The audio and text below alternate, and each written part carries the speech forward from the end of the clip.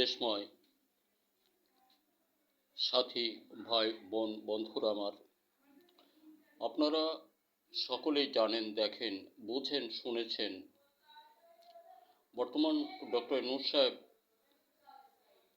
বাংলাদেশটাকে সংস্কার করতে গিয়ে আধারে অস্ত্র ধারছেন।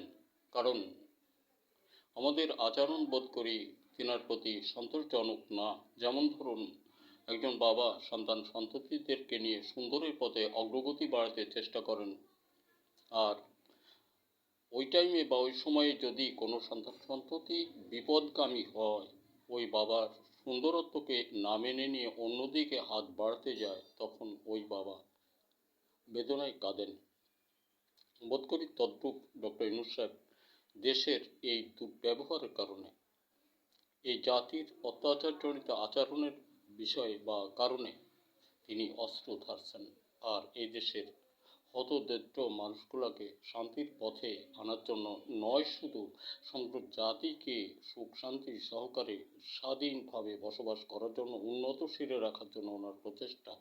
কারণ গত এতটা কাল আমরা দেখেছি, আমাদের দেশটা তো আমাদের নামে মাত্র ছিল, সকলটাই তো অপহরণ করে বসেছিল, আর আমরাও সাজিয়ে গুজিয়ে তাদেরকেই দিতে উদ্যতমুখী ছিলাম। বর্তমানেও এক শ্রেণীর মানুষের চেতনা ওখানেই আমরা দিয়ে সুখ সমৃদ্ধ করে নিজেরা কিছু চুরি ডাকাতি করে খাবো, এছাড়া আর কিছু আমাদের ধারণা না।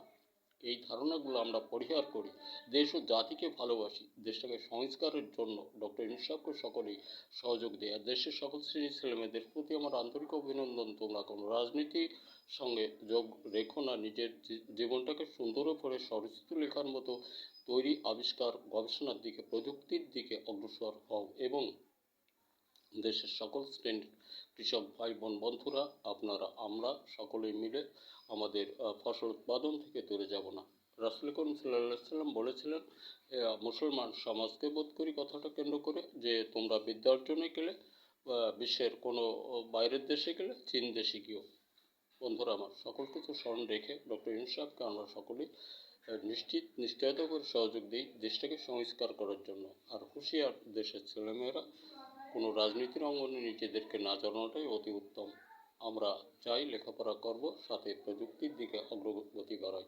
ধন্যবাদ। দেখা হতে পারে আরেকটা ভিডিওতে।